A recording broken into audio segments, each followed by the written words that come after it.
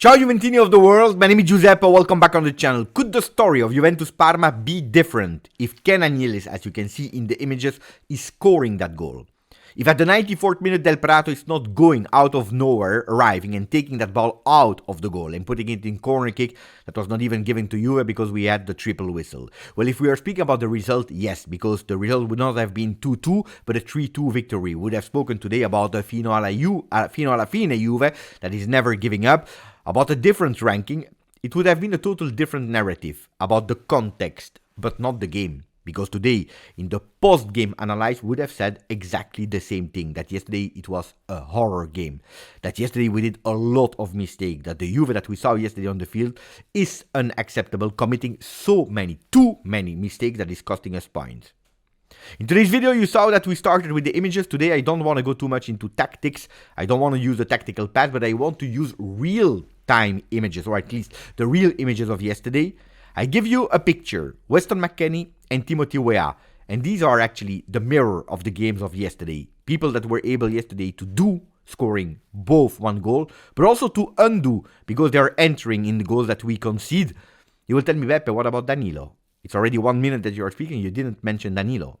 It's impossible. Well, we'll speak about Danilo. A lot about Danilo in today's video. Put a maximum of like if you didn't yet. Please continue to subscribe to the channel. Guys, I already tell you and anticipate you that this video could possibly be longer because I'm trying a new format, and you will tell me if you like or not that we will go with real images of what is happening yesterday to give you the context. But first of all, let's open the first page just really fast to see the titles to describe the situation of Juve. Corriere dello Sport, scende la Juve, Juventus is dropping, it's a reality. Thiago, sesto pari, sixth draw for Thiago Motta, now Gasperini is third. Juve, così ti butti via. Juve, doing like that, you are throwing yourself away. And it's a totally correct title, also the one of Tutto Sport, because we are looking at the ranking. The ranking is saying Napoli 25. They have 25 points. They are first in the ranking. We are at -7 from Napoli. But it's not only Napoli that is worrying me. At the moment we are fourth, but today there are other games that will be played, and Juventus has the huge big risk of finishing sixth. We are speaking a lot about Lotta Scudetto, the run for the Scudetto, thinking, Napoli is running, we lose that Scudetto already on the 30th of October. First of all, it's really long Serie A, but the thing that is really worrying is that the other ones are really in form. Fiorentina is playing really well, Lazio, that I always told you, they are really probably the best team in terms of productivity, in terms of what they are offering. Lazio is also there. So pay attention to an Atalanta, to Lazio, to Fiorentina, to Milan, Inter, Napoli, because Milan, if they win the game in hand, they are at -1 from Juve. We are speaking about a chaos Milan with a coach that is at risk, and we are just at +1. It's true, unbeaten, but the ranking is not reflecting that unbeaten situation. Look, there is one thing that is really simple. A strong team, a solid team, well, you know where you see that they are really strong? When they are able to win in moments where they are not perfect, in moments where they are not in shape, in moments where they are incomplete, missing some players, because that's where they win. They are able to win these games, and then, during the week, they start to work to improve the situation. But in the meanwhile, they are able to grab points. Juventus, they do not win. It's difficult to imagine today Juventus is able to do 5 wins in a row. To be honest, at the moment, after 13 games, Serie A and Champions League included, we are speaking about the Juventus is able to do only maximum 2 games in a row of victories, far from the 5 that is needed to really speak about a beautiful positive cycle. Yes, it's true, again, we are unbeaten, but we don't win, especially when we are playing at home, which is a huge big problem.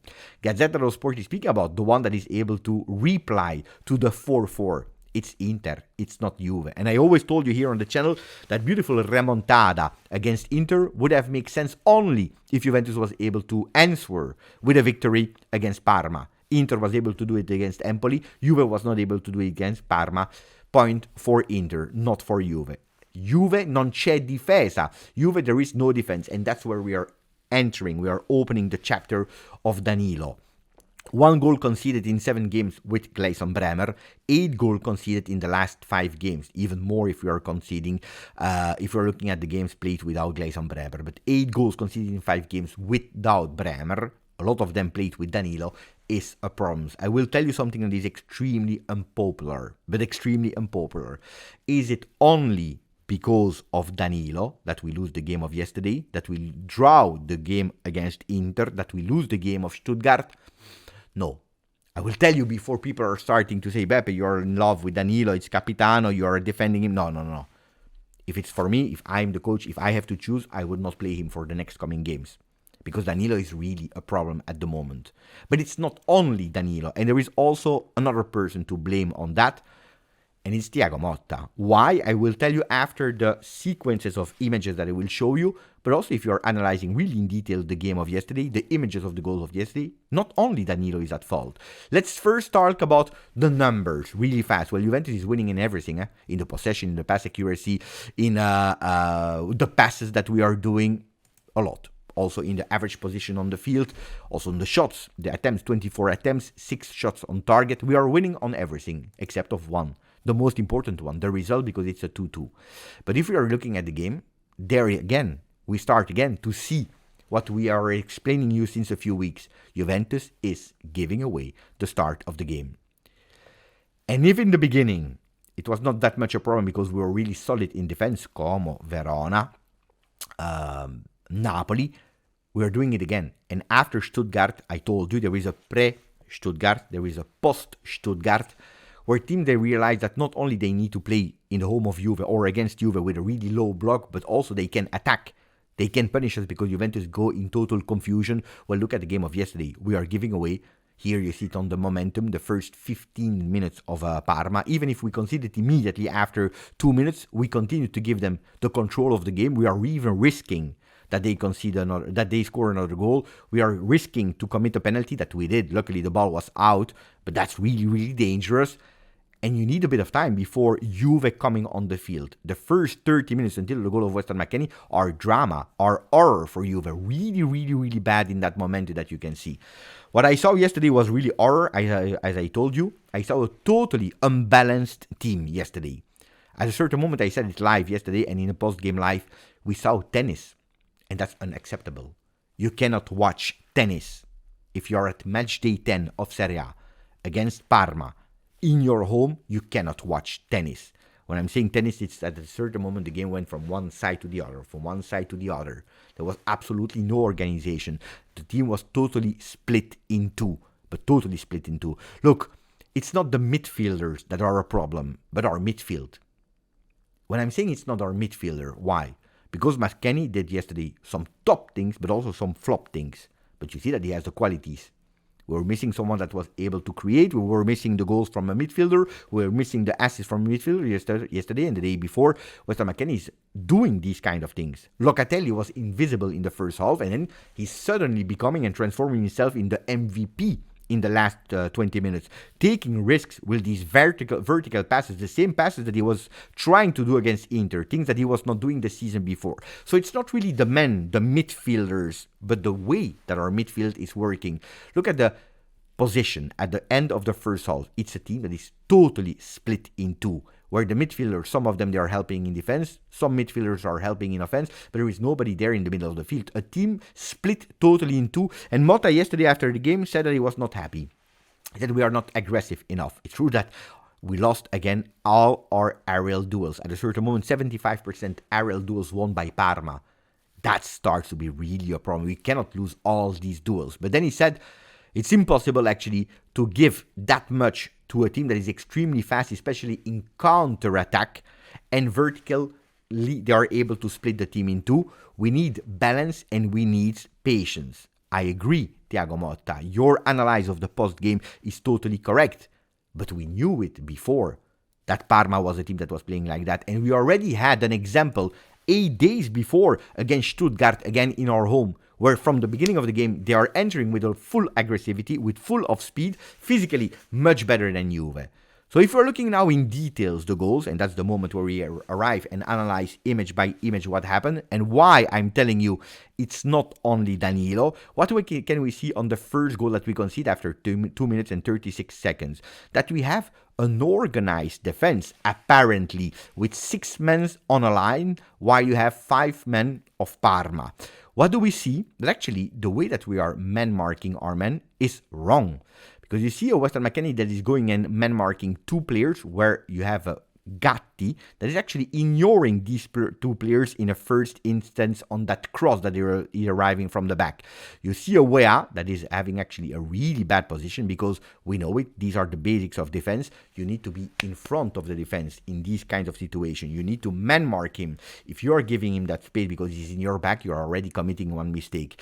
You see here, because on the cross, when the ball is going from the foot of the midfielder of Parma, you see that it's too late. Wea already lost a momentum. There, Danilo has absolutely nothing to blame himself on that one. Instead, it's Wea, it is McKennie, but also a Federico Gatti that at a certain moment when that ball is in the air, realize that he needs to do something because defenders are behind his back. He's trying to turn himself around, and also there you have a double mistake from McKennie and Gatti because none of them are man marking the one that will score a goal, the defender, Del Prato. What is happening? You see it here clearly that Gatti is trying to recuperate while McKennie is actually ignoring his man. Gatti is too late. Too late there, it tries to anticipate him without jumping, while the defender is in an ideal situation to score. So where can we blame or who can we blame there? Absolutely not Danilo, but Wea in first instance, and then that partnership, Weston McKennie and Federico Gatti. On that second goal, it's not only Danilo, it is Danilo, it's a priority Danilo, that's the one that we can blame the most on that second goal, but not only. Look at the one, that what is happening. First of all, Weston McKennie is not really close to the number 28 here. Danilo is in advantage, he has a really beautiful position there, that ball is coming from the air from the goalkeeper, it's not the first time this season that we see these balls. The 28 anticipate McKennie going with a beautiful assist with his header. You see still Danilo in advantage and McKennie is trying to run. Unfortunately, on that run, you see that the scorer is going and winning on velocity on Danilo, and McKennie is actually giving up on that one. It's like, okay, we already concede a goal, while the goal is absolutely not there yet, but McKennie is giving up. You clearly see it here on the images. On the second image as well, where McKennie is already starting to walk. Because there is only a 1 versus 2 Danilo against 2 defenders, there is Di Gregorio that decides to go out. Can be a good solution. Unfortunately, they realize at a certain moment Danilo and Di Gregorio, they will not go on target. They are changing their plan, Parma. So you know what? We don't talk to each other and we do exactly the same. You see that Di Gregorio, Danilo, they are going on the line, and Weston McKennie wakes up again and says, oh, you know what? I will do exactly the same. I will go towards the goal. 3 players that are going towards the goal, while Parma is deciding to do something totally different. Here there is a huge mistake first from Danilo, because he's extremely slow, but then you see a Di Gregorio and you see a Weston McKennie there. So the 3 of them are to blame on that second goal. But it's not over, because there you have 3 players that are in total confusion. Nobody knows what to do, who to do. Weston McKennie decides to recuperate. Too late, of course, and recuperating or trying to recuperate is actually creating even more space with the defenders that is going towards his back, creating more spaces to actually the number 19, some that is arriving out of nowhere with nobody man marking, and then you see that it's too late with Di Gregorio even at full because he's not able to catch a ball that was quite easy. You see the total incomprehension from Juventus that was absolutely split into and absolutely not great. And there you will tell me, Beppe, okay, you defended Danilo, but Danilo was awful. Absolutely, yes. Look at the other things that could have happened, because Juventus was doing 2-2. We could have scored that 3-2 with Cananilis, but before that, at the 82nd, and then in the last minute, Juventus was really risking. And you see it here, Danilo that is running towards our goal, that pass that is coming with the Danilo that tries to recuperate, but extremely slow. And then we have a one-on-one against the goalkeeper, and it's not over. In the 90th minute, you have a Danilo that tries to recuperate on Almqvist, trying to go with a sliding tackle that he totally missed out of nowhere. And you have again a one-on-one. Luckily, Gatti is able there to put that ball in corner kick, but a disaster. So Danilo is, yes, a problem, and you can see it on his face. It's a player that is totally losing his or already lost totally his confidence. You can see it at minute 52. There is nothing. There is no danger. He's putting that ball in corner kick, and he's already saying, again, sorry to the stadium, to his teammates, and it's not the first time. You can see that he's saying sorry to his teammates already 5 times in the first 10 minutes of the game. It's really problematic. It's a problem. Now it's up to Thiago Motta, because he's the one that I'm blaming the most. because you need to do something. If you want to play Danilo, because you're obliged, because Kalulu needs to rest, because Gatti needs to rest, because Bremer is not there, you need to take a decision. If you play with Danilo, you need to play in a different way. You need to play with a lower defense, with a team that is helping also in the back, without a team that is totally split in two. If you play with him, you should play maybe with a three-man defense, changing your way, adapting. Now, should you adapt because of an emergency situation or persist on your ideas? That's the big dilemma. If you want to persist in your ideas, which I would recommend Thiago Motta to do, then you cannot play Danilo. Then you have to find something else. Or you continue to play Kalulu until he's out for the remaining part of the season because he can't resist physically.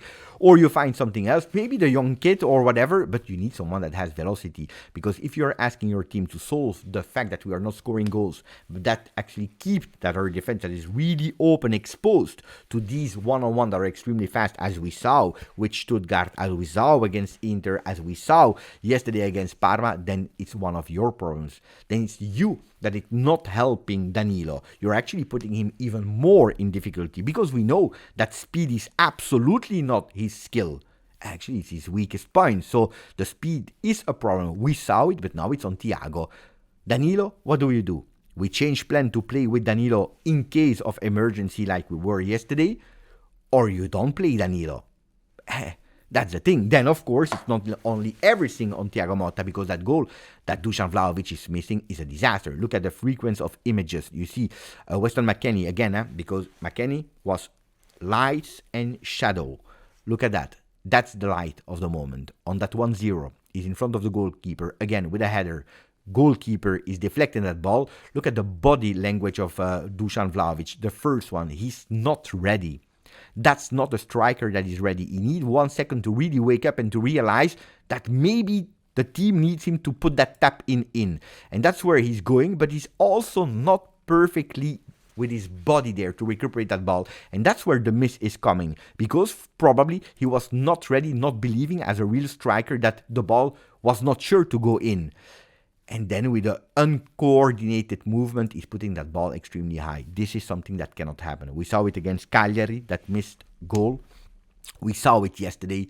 And the problem is not only that he's missing that, but you see it clearly. After the goal, he goes out of the game. And the game of Dusan Vlahovic finished at the 13th minute. That's way too early. We cannot lose our striker at the 13th minute. That's a real problem. A real huge problem. What are the positives of yesterday? Well, I told you about Wea and McKennie that were shadow and light. What are the light? Well, Weston McKennie that was there with a goal. A really beautiful one. The fact how he's jumping is just beautiful. He was there for the possible goal of Dusan Vlahovic. He was there to make maybe a brace. So Weston McKennie offensively was really good. Defensively a bit less. You have a Wea that is also a really beautiful note on that left side of the field. Look, 2 games on the left side, 2 goals. Participating as well. Okay, he was a problem in the back, but offensively beautiful, especially that partnership with Chico Conceição. You see it. Yesterday it was really beautiful to see the 3 sons, Thuram, Conceição, and Wea, that are scoring that goal, the goal of the 2-2 in the beginning of the first half. That was really beautiful to see. But it was not enough. Teun Koopmeiners, that is back, is a positive note, even if yesterday he didn't change the game. Conceição, what a player. I don't know where he found the energy yesterday at the 90th minute to again insist. Guys, if yesterday we win the game, it's thanks to Conceição. So we have a lot of things to do better. Juventus cannot accept to just continue to draw like that, to be exposed like that. Logically, we would have had a team that had some difficulties in the beginning of the season and then started to find their balance. Now we are doing the way around. We found a really beautiful defensive balance in the beginning, and now we are totally exposed. And if Danilo is a huge part of the problem, I don't think it's only on Danilo. We need to do better. Thiago Motta needs to find that balance as soon as possible, because otherwise we go nowhere. We needed to win to give continuity to that remontada of Inter. We were not able to do it. Now, like yesterday, Carlo99 said in the chat, every game is a final. Udinese is a final. Lille in Champions League is a final. Torino before the international break is a final. 3 games that you need to win. Home, away, whatever, you need to win these games. It's extremely important now. I'm not saying to compete for the Scudetto run because everything can happen, but to be there. To be there as long as possible because also the other positions are at risk, and that's something, a luxury that Juventus cannot do. And I'm waiting now also, as soon as possible, that the new signings are starting to perform. Starting from Thuram, that is now without physical problems. I'm expecting way more from Kefren. I want Koopmeiners to step up, to finally score his goal, to finally going with some assists, to finally show leadership on the field offensively. I'm waiting for Douglas Luiz to come back as soon as possible, to Nico Gonzalez, because we need them. Because we really need them. Ragazzi, let me know what you thought about this way of analyzing the game with real images of the goals that we considered or that we scored. Thank you for following the channel. Thank you for the maximum of like. Grazie, forza. Juve.